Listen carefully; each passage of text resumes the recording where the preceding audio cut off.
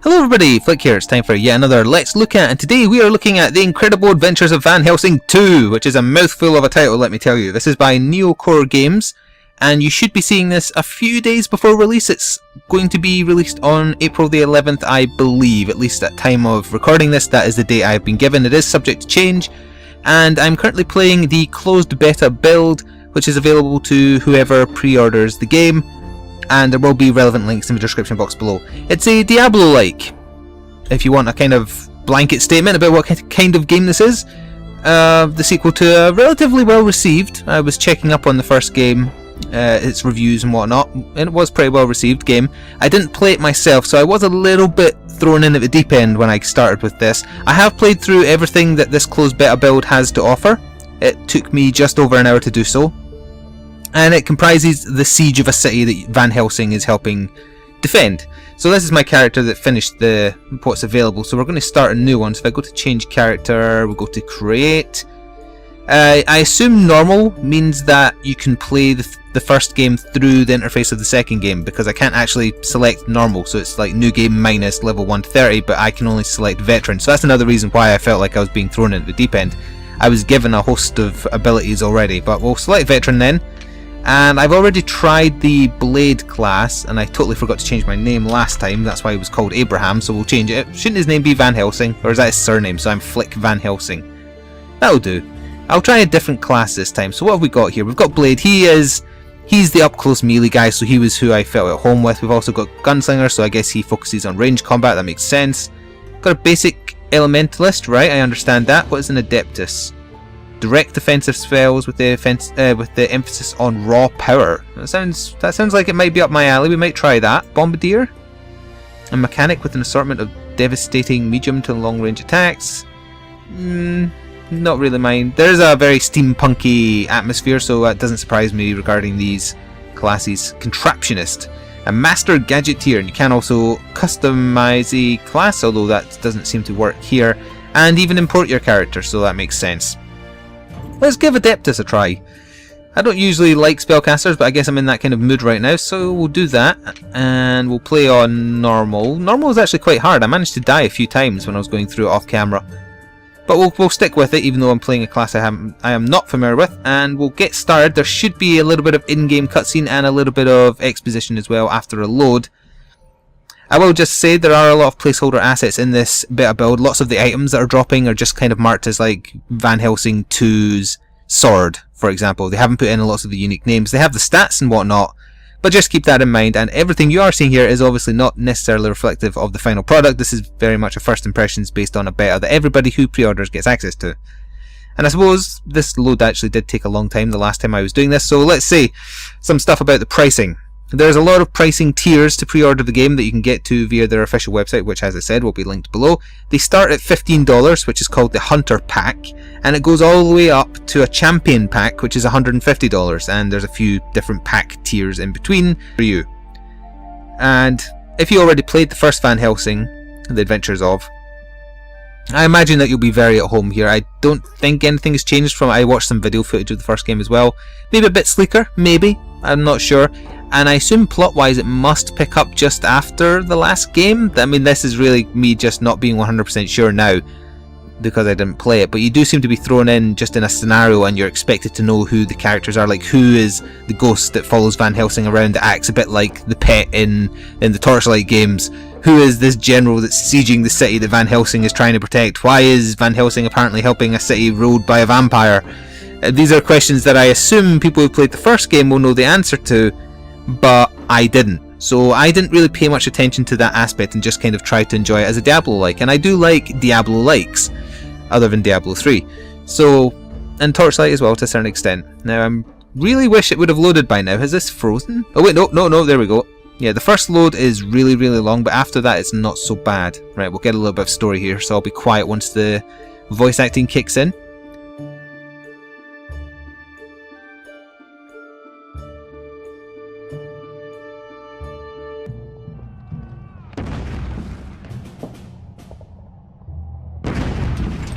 Van Helsing presumably voiced by Russell Crowe circa Gladiator.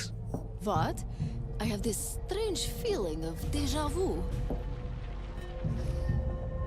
Oh, and I spoke over Van Helsing's only spoken line there, I think. But you heard his ghost speak a little bit with her slightly offensive accent, I would say. Maybe? Van Helsing, General Harker has deployed the Grand Mortars. They're bombarding you with rift shells. Each shell opens an ink gate, so his soldiers have already got through your defenses. And why should we trust you, you enigmatic, faceless man? Now say nuclear vessel. Is here to help you, as he promised. You must clear this whole area before they run you down. So there we go. How annoying is that? That subtitle didn't match what she said. She said something about the enigmatic man. I've noticed that actually sometimes the subtitles don't match up. So what do we have as our mage class? Oh, we're going to get attacked. So I assume I'm a ranged base. Yeah, I've got kind of fan of knives, fair enough. And I can shoot from range by holding shift. That's very much the standard. Oh, I take a lot of damage as this class, don't I? What is my right click? Oh, is that a channeling spell? It seems to be a channeling spell. Swirling Void. Creates a 2 meter large ball of swirling void that you can maintain by keeping the button pressed. Yep. Okay, that's actually pretty nice. That does a lot of damage, in fact. A lot of damage. So some rings and things do have their full names, but I think I already accidentally picked up a... Yeah, see, it doesn't have a picture, and it's just called Van Helsing 2 Mage Mask 1. So this build definitely has, you know, placeholder assets and whatnot. I'm also not sure when it does actually get released, whether or not it's an in-progress build on April the 11th or whether it is actually finished now. I tried to look that up on the official blog and couldn't find the information. So if you are worried and don't enjoy buying into products that aren't finished yet, by all means definitely do your own research. What other abilities do I have here? I've got a heal, I've got a stop time. Oh, hello enemy. Could you not do that? That's a very slow basic attack. Completely makes you invulnerable to damage, fine. And then we also have Spool of Energy. Seeks out the nearest enemy within 5 meters. We also have Ink Jump. Right. And Control. Target enemy becomes friendly. I don't think you can use these abilities from the hotbar. Oh wait, maybe you can. Can I do that and then target? No.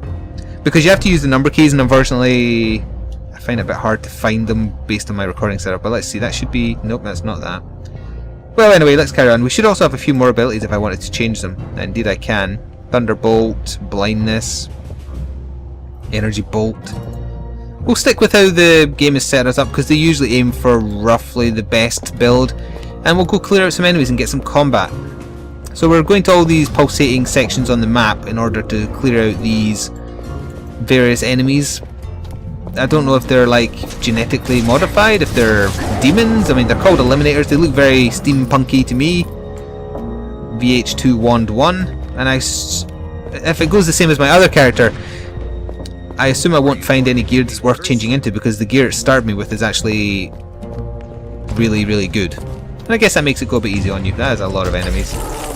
Let's see if we can use stop time. Oh, it doesn't stop time. The gladiator type build I tried did actually have a few seconds of literally fully stopping time, and that is a lot of numbers on the screen at once. I wonder if I have an alternative weapon as well, because even though my melee build one was obviously meant for close combat, I did also start with a gun. So let me just check. What's the change weapon button again? I can't remember. It's not Q, that's heal. That's other set. In fact, I can just check this. Nope, he only has the one, so I suppose that makes sense. But there is ranged combat in the game as well. And what abilities does my Katarina have? You can send her to sell and buy items. I had a really good ability on the melee build where she split into 3 versions of herself and did a lot of ranged DPS that I quite liked. Oh, here we go. And as with most Diablo likes, there are champion versions, blue ones and yellow ones. The blue ones being relatively easier, and you can see what can... Ow, that hurts a lot. Oh, something triggered automatically. Time froze. Strange. And if you hover over an enemy, you can see what various benefits they have, special buffs, etc. You can buy back in when you die to respawn where you stand, and it doesn't cost that much based on how much gold you pick up. So if I do die, it shouldn't be too much of an issue.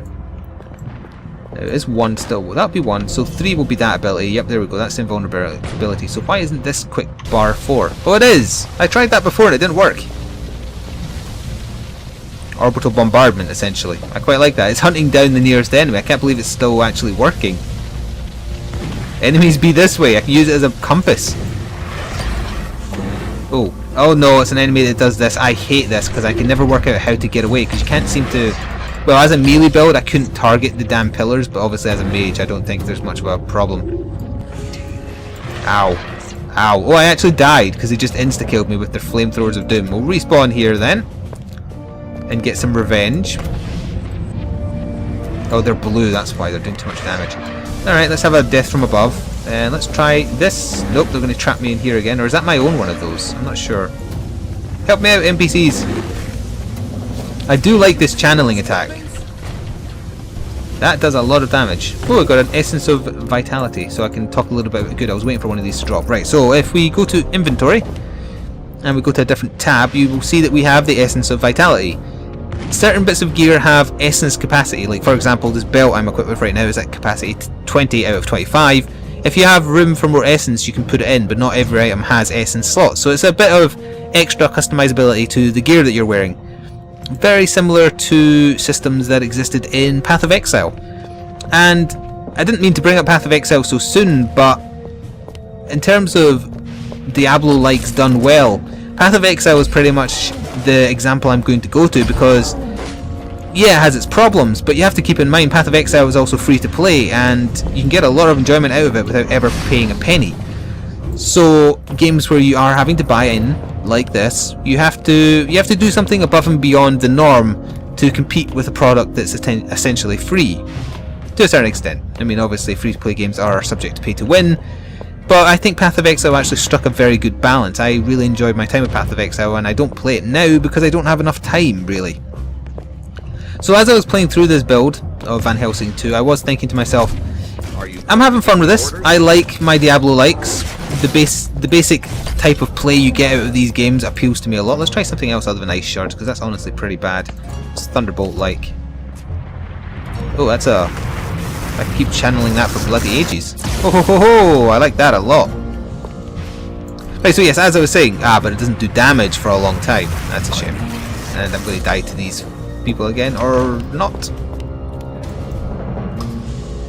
Yeah, it takes too long to damage, unfortunately. It doesn't damage until the Thunderbolt actually hits. It doesn't do too much either.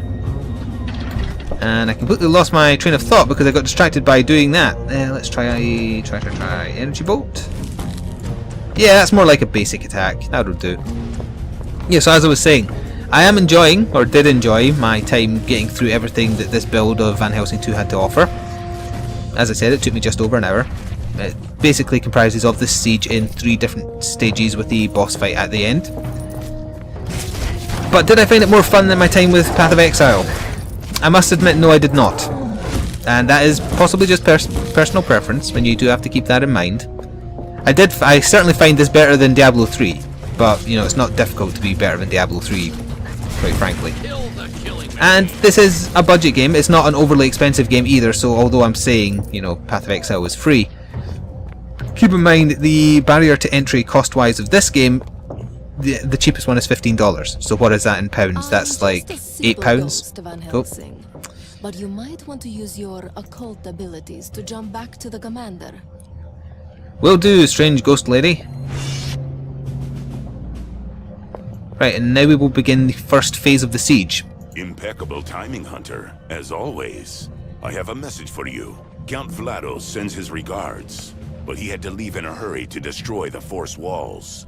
You are in charge. Last time I checked, vampires couldn't stand daylight. Oh, he is a modern vampire, defying superstition and spontaneous combustion at the same time. I wouldn't worry for him. I haven't seen daylight for a while in this smoke. Anyway, General Harker is busy preparing his next attack. Are you ready to employ your tactical genius? I don't like that quip you just made at me. I do like your overly large top hat. And now we get a choice of how we respond. We'll do this one. Of course. I'm quite tactical. And a genius too.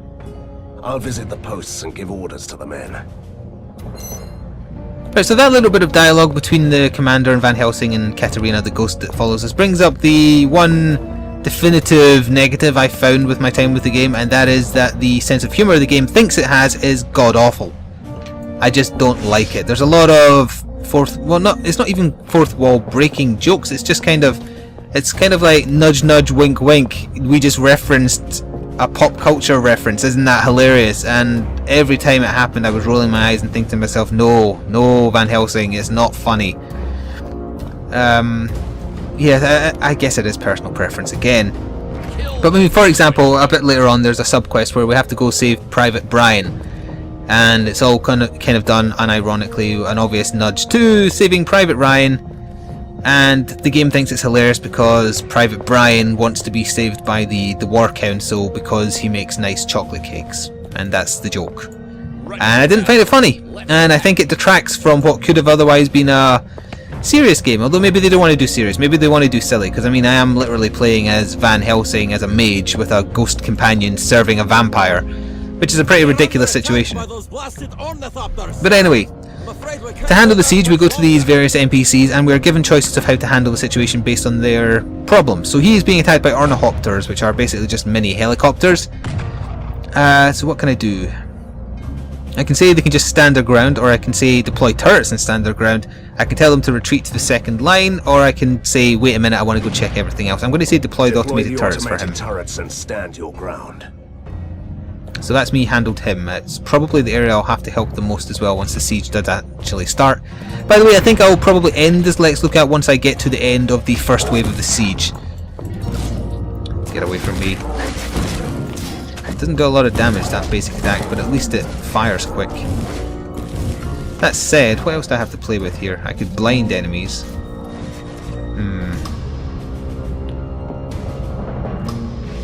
I'll put the spool of energy on there as well so it's easier to use.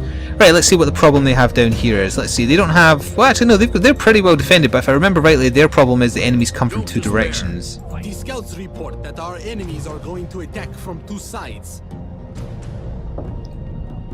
So I could ask for reinforcements, or I could say deploy automated turrets. Ask for reinforcements, I think. You need the most reinforcements. Ask for reinforcements from the lair. We are doomed. He obviously doesn't agree with my decision. I'll probably stay down here and help out both these sides once I do begin the actual wave, which will start once we give orders to each of the posts. By the way, I've been doing it without really saying, but there is a quick bar for basically everything. So I've been pressing W to give myself a mana potion and Q to give myself a health potion. There is a time delay between using them though, so you can't just zerg your way through everything. Right, we'll head up to the front line over here and give more orders to the plebs over here. What is their situation? I think this is the overconfident guy from memory. Sir, we have fortified our positions. No one will get through here, I swear. So I can tell him he's too cocky, I can tell him to send support to other sides because he thinks he's so cocky. Or I can just say do a motivational speech. I'm going to tell him to support the adjoining posts. Send out a patrol to support the adjoining posts. If he's so confident he can spare a couple of men. Oh, we're going to have a... Yeah, using this as a channeling type attack build is actually working out really well. Plus I love feeling like I'm using orbital bombardment. Oh, there's a chest there. It probably won't have anything I need. Spell cuffs. Go back here. Where are they? They were actually named. No, and as I say, basically everything I found on my other character too, none of it was better than what I was wearing. Right, so we'll head up here and get the last bit of information to the last person. We'll also... These are teleport points. I was going to call them checkpoints, but that's not entirely true. Mr. Van Helsing, Commander, sir, armed forces are approaching our positions. Okay, so I can either say keep your positions and do a glorious speech, or I can say retreat, or I can say ask for reinforcements and keep your position. Let's do that one. Ask for reinforcements and keep your position. So that should mean, yep, 2 more people. I wonder if there are 2 from the other line. But either way, we are ready to begin the first wave, so we'll go back to the commander. Oh, enemies spawn, but never mind, they can handle them. And we'll speak to the top hat man. Are the troops ready to move out? Absolutely. They're all ready. And you? Are you ready to fight? I'm always ready to fight, Commander. I go to the front line and wait there before they attack. Good work, boys. Okay, and there's the first cutscene showing what's coming in the first wave. See what I mean about the steampunk aesthetic? Which I quite like, I'm quite a fan of that visual style. Where does it put us? It's put us... Ah, good, it's put us at the place I assumed would need the most help, so let's get on with this. I should also be able to use my heals to help out the NPCs around me if I do this. Yep, that will give them all passive regen, which is just as well because I'm getting surrounded. Beware the death beam of doom. I like the design on some of these enemies in particular as well. These guys with the chainsaw type things. I don't know if Neocore games are fans of Warhammer 40k, but I get a lot of the 40k vibe off of their character designs, which I'm saying is a compliment, not a bad thing. Oh, these guys, the Scorchers are a pain in the ass. They do a lot of damage and they attack from range. A bit like me, I suppose. Is that it? You guys are okay? Ah, now the lineup here appears to have been decimated by whatever attacked them, which is not good. Burn. I don't actually know if you're burning, but you're dying somehow. Yep, most of these guys got annihilated. There's just the captain left. That's not good, and it looks like the same is happening up here as well. So I guess I picked the wrong choices, but it shouldn't matter too much. Worst case scenario is they fall back to the secondary line, which is where the next siege happens, whether you're successful or not anyway. Bedlam Behemoths. Time to die. Oh, he's not dead? No, he's not dead. Take 2 of those. Oh, you're dying. You're so dying. Let's heal you. Let's use a mana potion. Let's get another death beam ideally. Nope, can't use another one yet. Now I can. Let's burn these guys. He might actually die. I'm not going to have a heal ready for another second. And these guys defend against melee, but luckily it doesn't look like magic. Oh no, it does actually. Magic is still struggling too. There, you lived barely, and I'll heal you. Ah, good, we've got to level up so I can go over that. That mana potion. There's still more of those helicopters coming. It looks like one of the front lines down below got pushed back. Oh, another one. That's another thing, these like drop pods all look like 40k things as well, and they're very frequent. There we go. Right, yeah, they pushed through to the secondary line over here. That's not good. That means I totally lost one of the defensive lines. My bad, I guess. They hurt when they punch a mage. Right, that should be it now. Repel the first wave of attack. Yep, it's done, and we did level up, so before I finish here, we will kind of go over what happens when you level up, I guess. We get to select a reward, but they're all rubbish, so just pick one at random. So when we level up... Oh, never mind. Cutscene first, then level up. You, Hunter. Your humble messenger was ripping through the ink, delivering dispatches, witnessing your captain oh so in need of your assistance. Visit them if you can.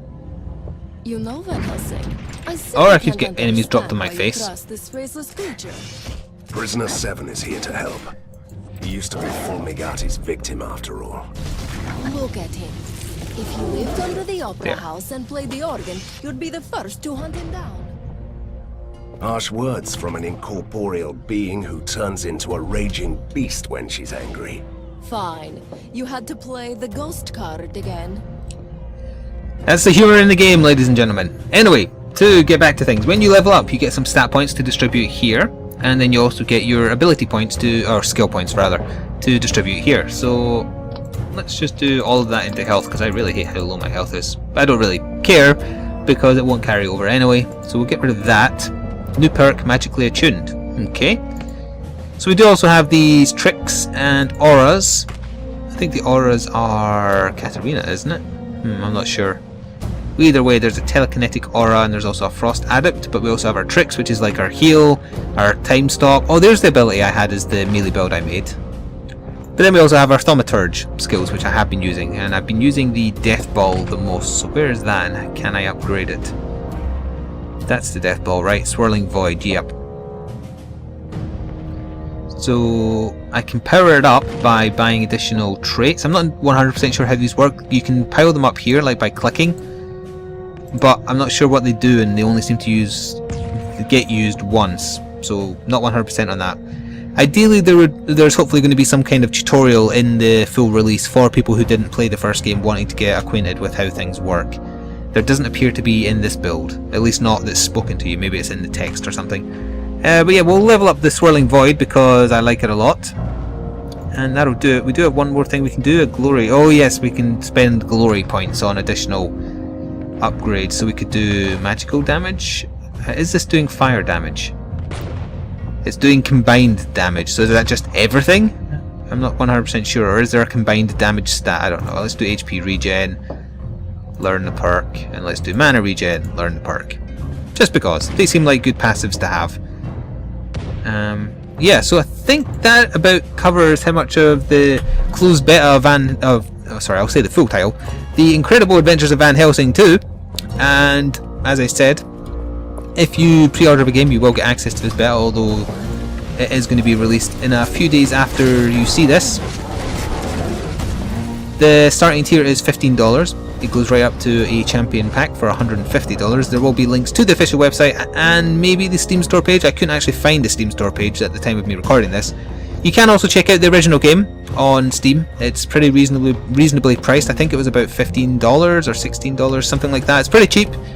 And if you like your Diablo games, you could go much worse than checking out this, although I would say, compared to the likes of Path of Exile, I don't think it quite achieves enough to compete with it, but that's just personal opinion, and also I despise the sense of humour the game has. It really put me off, shall we say. But there is saving graces here, and if you have liked what you've seen, by all means feel free to ignore me and check it out for yourself. Thank you for watching. Stay tuned for more gaming stuff in general. Ta-ta for now.